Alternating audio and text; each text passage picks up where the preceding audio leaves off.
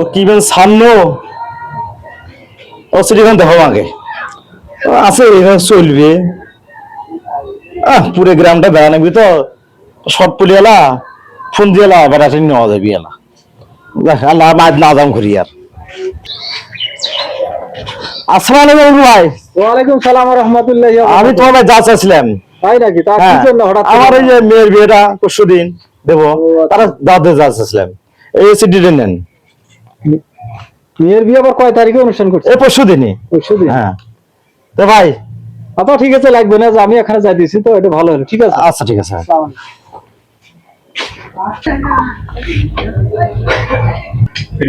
আসসালামু আলাইকুম। ওয়ালাইকুম আসসালাম। আমি তোমার ভাই যা চাইছিলাম তো দোকান, তোমার দোকান আছে দোকানে সিডি দিয়ে আসি। আমার পরশুদিন মেয়ের বিয়ে, পরশুদিন দাওয়াত এলো, এই সিডিটা নেন।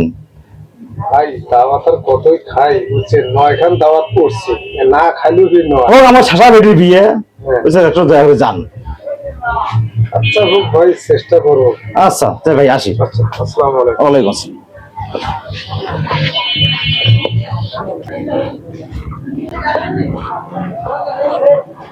আসসালামু আলাইকুম। কিরকম আছে তোর বাপ? তোর বাপ হয়ে গেছে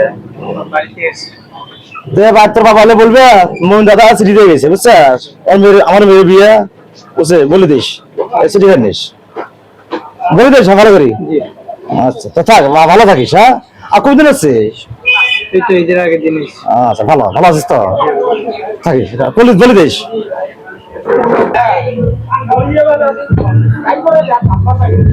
তোর বাপ হয়ে গেছে?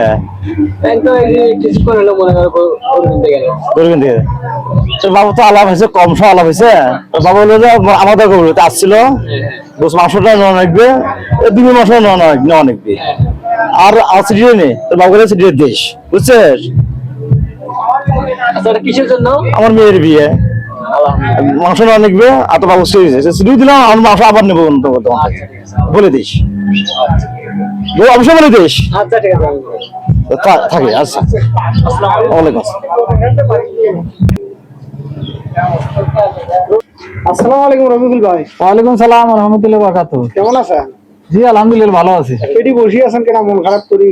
আরে মন খারাপের কারণ তো এই ঈদে হচ্ছে আনন্দের জন্য, আত্মীয় স্বজনের ভাই দাওয়াত দেওয়া আছে, সবাই শ্বশুর বাড়ি যাবো, এটা যাবো ওটা যাবো, তার মধ্যে আবার দুনিয়ার সিটিতে বিয়ের সিটি, এটা কি কথা? বিয়ের সিটি তো আমারও তো, শুধু এটাই না, বাড়িতে আরো 9 খান সিটি আছে, জমা আছে। এখন বাড়িতে আত্মীয় স্বজন সামলাবো না দাওয়াত খাওয়া যাবে, সেটা তো ঠিক।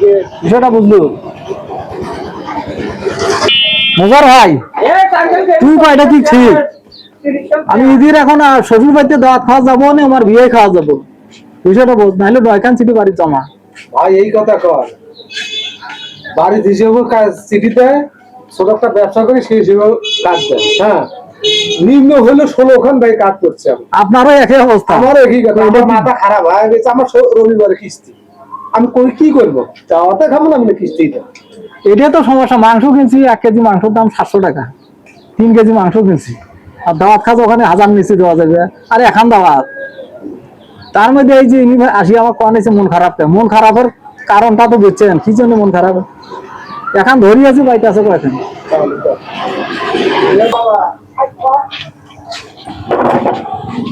ভাই ভালো আছিস? হ্যাঁ ভালো আছি। মোমিন ভাই আসসালামু আলাইকুম। বসো। বসে আমি তো বাইরে গেছিলাম। হ্যাঁ বাইরে ভাবি কই আসছি, সবগুলো কই আসছি। হ্যাঁ আমি তো বাসান তো দোকান আছে, আমি দোকান আছি। আমার বেটির বিয়ে পরশুদিন। বিয়ের দাওয়া। বসো, সিটি নেন,